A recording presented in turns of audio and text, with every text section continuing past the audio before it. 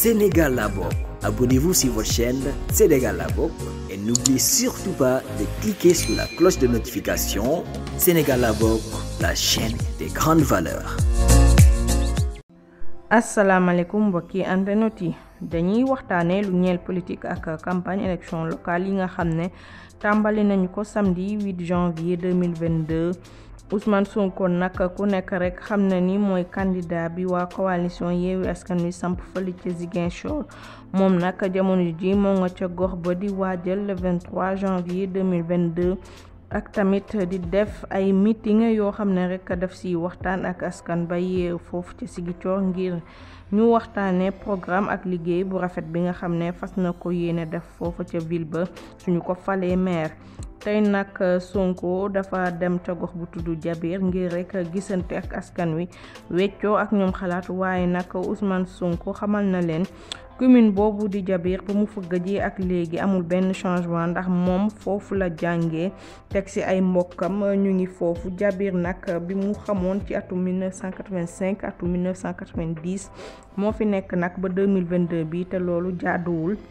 moom nag ak ñi mu àndal dañoo andil askan ba ñu fekk foofu programme boo xam ne rek quartier bu nekk maanaam quartier yi ñu gën a ñàkk faale foofu ca Ziguinchor te Jabir bokk ci ñu fexe rek nu ñu leen mën a defalee changement bu rëy.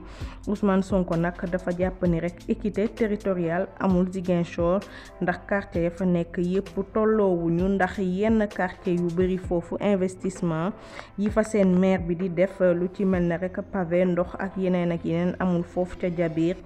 moom sax jot na fi lim yenn quartier yoo xam ne rek war nañu leen gestu ndax nag askan ba fay dund sonn nañu loolu. woona nag askan wi ngir rek ñu jukku xeex ndax seen autorité yi bàyyi seen suuf yi ni pasaree te nee na nag problème bi mu soulevé nag problème général la ci réew mi yépp ndax nag fii ci Ndakaaru sax la gën a méttee la gën a yéesee.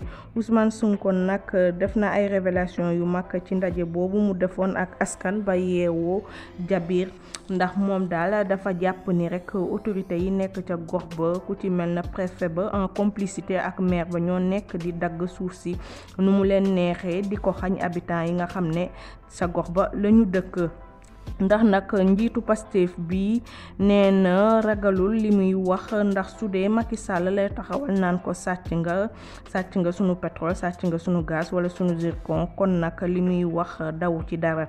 Sonko nag dellu si na ci solo suuf ndax nag ci ay waxam nee na suuf moo ëpp valeur ay milliards ndax xaalis bi ñu koy jaayee dañu koy lekk rek ay weer mu jeex alors que seen tool yi mën nañu si di bay dund ci te tamit génn si ay millions. moom daal soñu na askan wi rek ngir ñu bañ a gaaw a nangu di jaay seeni ay terrain yi nga xam ne ëllëg mën na leen a njëriñ lu ëpp li ñuy yaakaar. moom nag nee na ak programme bi dinañu ut ay fonds yu rëy rek yu bare tamit ba pare jàppale ndaw ñi nga xam ne amuñu liggéey amuñu xëy ndax nag dëkk bi metti na maanaam dëkk bi neexul xaalis amul askan wi sonn nañu lool.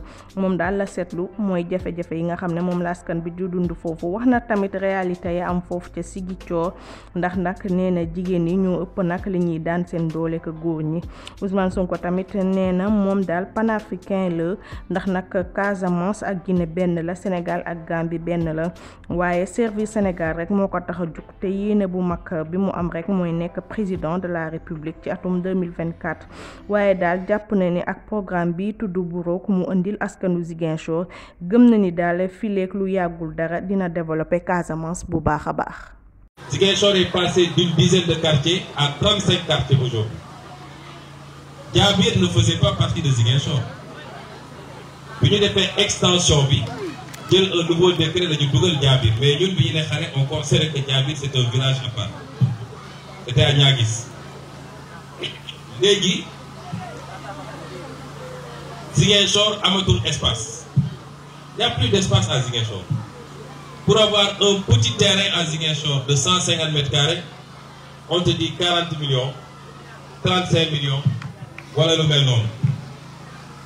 Légui nak je veux que ngeen xam yeen wa Jabir que enjeu bu gëna reuy ça va être Jabir. Ñepp Jabir lañuy ñëw. Yeen ñi fi dëkkoon démb ak barki démb dëkk fi avec les lions, dëkk fi avec les hyènes. Quel beaucoup de gens, ils vont vouloir venir vous arracher les terres pour se les partager. Vous êtes amoul foule. Bientôt, vous serez des étrangers à Djabir. Chacun, même une parcelle pour faire du maraîchage, vous n'aurez pas à Djabir. Le lotissement de Djabir, je le connais, je le suis depuis très longtemps. Je le dis ici et maintenant, c'est du banditisme du préfet en complicité avec la mairie pour arracher les terres de Djabir. Abgaman di may wax su dee au niveau national laa ko ragalul wax su dee Macky Sall ci boppam laa ragalul taxaw ne ko sàcc ngeen suñu pétrole sàcc ngeen suñu gaz sàcc ngeen suñu zircon, c'est pas un petit préfet qui me pose problème. C'est pas un petit maire qui me pose problème.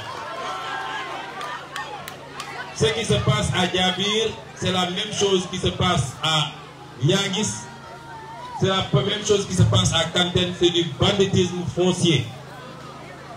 Le maire sortant, Djabir, moo wax leen ko tey bokk na li ci tax mu transhumé woon dem ci Macky Sall. Parce qu'il avait besoin, parce que pour faire un lotissement, il faut nga am li ñuy wax autorisation de lotir. te loolu c'est le ministère de l'urbanisme qui le fait. soo nekkee opposition léeg-léeg mun nañ koo téye loolu tax mu demoon fekk ji Macky Sall boole ko ministère de l'urbanisme ñu autoriser le lotissement de Djabir bokk na ci li taxoon mu dem parce que ñoom comme seen politique xaalis la il faut ñu am xaalis pour mun a politique. Moi j'ai pas besoin de vous donner de l'argent pour ngeen ñëw fii toog mais ñoom s'ils devaient venir il faut ñu envoyer pour ñoom beaucoup d'argent pour que les gens sortent. xaalis boobu nag ñoom amuñu ay usines ils n'ont pas hérité de milliards fan la ñuy jëlee xaalis bi faire des lotissements vendre les terrains avoir des milliards pour venir acheter encore les votes. C'est ça leur logique. Donc lotissement bi ce que je veux dire premièrement am na autorisation de lotir mais est-ce que ñi toog Dakar def autorisation de lotissement bi est-ce qu'ils connaissent Djabir? Est-ce qu'ils sont jamais venus à Djabir? Dañuy def ay lotissement yoo xam ne tu vois quelqu'un qui est à Dakar qui n'a jamais mis les pieds ici parce que directeur général la wala directeur la wala ministre ñu ne ko tu as 50 parcelles à Djabir, il sait même pas Djabir c'est où. Su paree il va trouver un courtier pour lui dire demal nga jaayal ma les 50 parcelles que j'ai à Djabir. Pendant ce temps les populations autochtones de Djabir courent derrière leur quota de parcelles. Donc am na autorisation. Deuxièmement ñoom biñ koy def ñëw nañu waxtaan ak yéen je crois am na ay quotas yu ngeen d'accord. Quotas yi c'était surtout pour verger yi 70% ou 60% pour le propriétaire du verger et 40% ou 30% pour la municipalité. Loolu ngeen d'accord wala d'après les informations que j'ai c'était ça. Pourquoi ñu dem ba ci biir le préfet dit que les populations waruñu am 60% wala 70%, que le quota des populations c'est trop. Au nom de quoi le préfet se permet ça? Alors qu'il y avait un accord. Mais balaa ñuy jël terrain yi di ko jaay di ko jox ñeneen parce qu'ils vont vendre les terrains mais joxal les populations locales ñu am seen quota. Lii ils aménagent pour pouvoir avoir des espaces maraîchers. Lii ils aménagent pour pouvoir cultiver pendant l'hivernage. Le reste, les populations sont plus habilitées à vendre. Am ci lu ñu ciy defaraatee seen kër yi am ci lu ñuy cotiser ñoom comme mairie bi joxu leen ndox ñu andi seen fontaine seen forage am ci ñoom lu ñu régler seen problème. Et c'est ça le problème de fond de Djabir. Man nag ce que je peux vous dire, ce banditisme foncier ne passera pas, on n'acceptera pas. Yàlla def na affaire bi traîne na ba élection jot. Vous avez la solution entre vos mains. C'est ce bulletin de Yewwi Askan Wi. Si moi je suis maire au soir du 23, Inch'Allah. Si je suis maire au soir du 23, je peux vous garantir à Djabir que les engagements qui ont été pris par rapport aux populations de Djabir seront respectés à 100%. Lolo, le préfet Mounoukotay, parce qu'il n'est qu'un simple représentant de l'État. Et le préfet, il y a 2 ans dans le lotissement de Djabir, on m'a traité de rebelle, on m'a traité de tous les noms. Préfet, ce qu'ils n'osent pas faire ailleurs, il ne faut pas qu'ils viennent le faire ici. C'est pas normal. Ils n'ont qu'à respecter les gens. Et il ne faut pas qu'ils créent des situations. Ils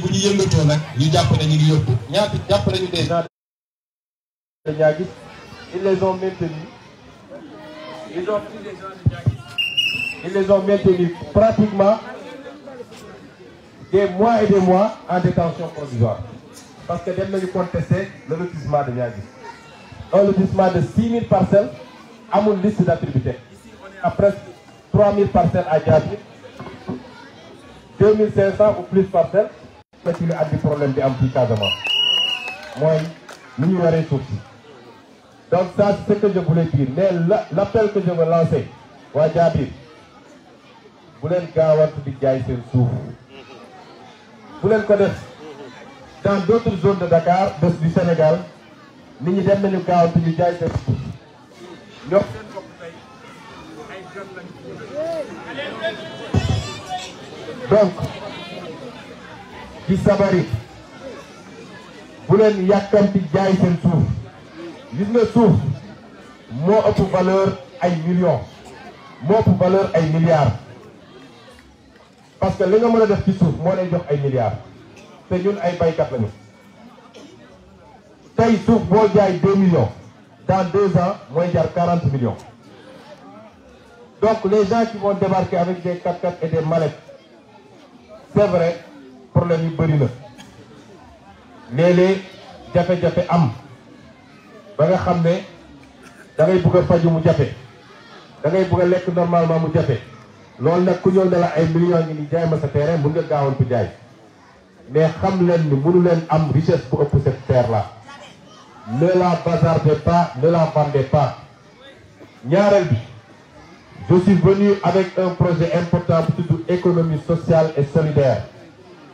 On va mobiliser des fonds et on va venir vous financer. Surtout Mouyoukou Sekakou. On va venir vous financer. Parce que ici en Casamance, hein, les hommes n'ont qu'à me parler. Mais c'est les femmes qui travaillent le plus ici. C'est ça la vérité. Les hommes n'ont qu'à me parler, mais c'est la vérité. Donc cette terre-là, vous voulez se dire parce qu'on va venir avec ce qu'on appelle économie sociale et solidaire. On va mobiliser des fonds et on va vous aider à avoir des périmètres maraîchers, des périmètres rizicoles. Comme si vous avez souffert, pas de payer après. Ça va être pérenne. Ngeen liggéey jox ko seen doom jox ko doomam loolu moo ëpp solo ngeen baal ma exemple bi. Je prends l'exemple de mes parents Lebou, pour qui j'ai beaucoup de respect, qui nous ont accueillis à Dakar. Mais vous les entendez chaque jour ñu ngi ci rajo bi di kaas parce que dem nañu ba ñoom à part seen quartier traditionnel yi Yoff Ouakam les villages traditionnels Yoff etc. amatuñu 1 mètre carré à Dakar 1 mètre carré.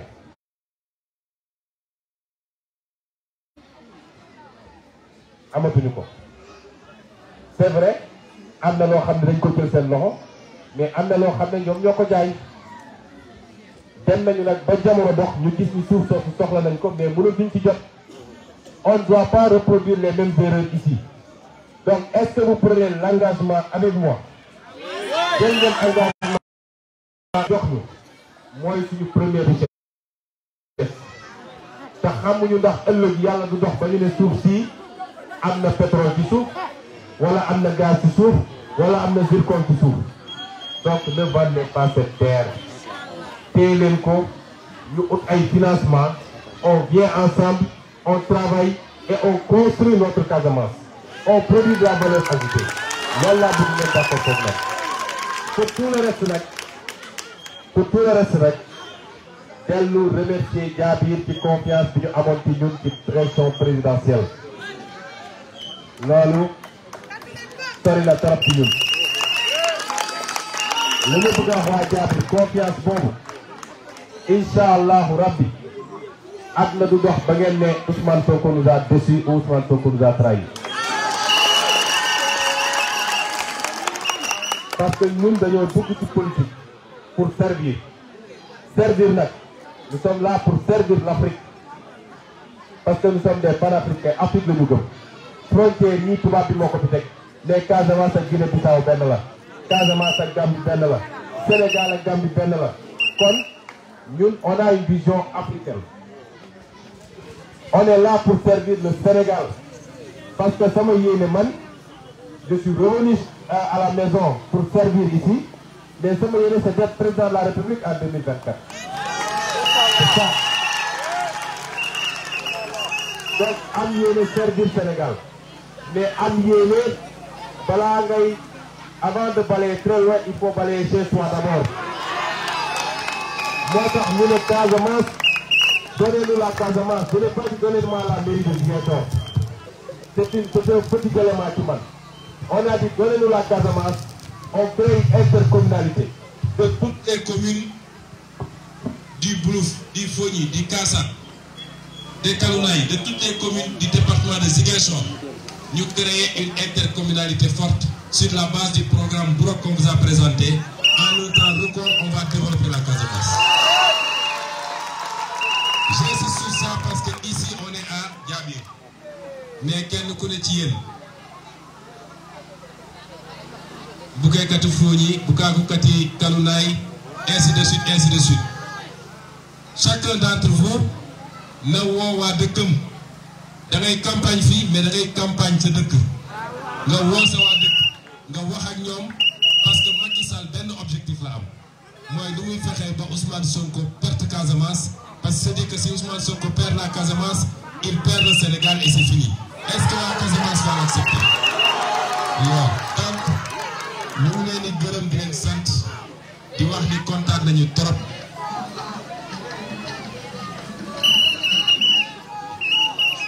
waa Djigouna voilà le même problème à Djigouna donc ñu ngi nuyu waa Djigouna ñu wax leen ni tey suñu campagne Jabir mooy le premier quartier de Ziguinchor bu ñu dugg toog wax hier on a fait une caravane rapidement on a fait un meeting à Lindiane mais histoire dina retenir ni c'est Jabir qui va nous donner la victoire dans tout Ziguinchor au soir du 23. Assalamu alaikum.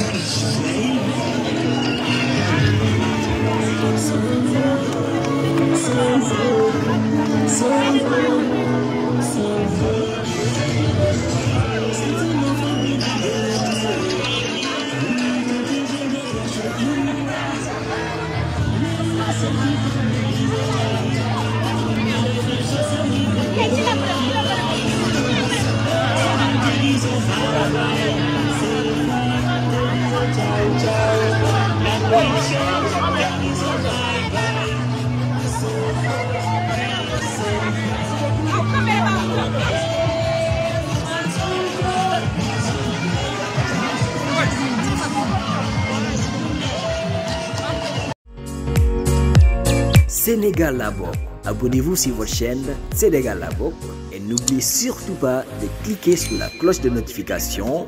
Sénégal la bokk, la chaîne des grandes valeurs.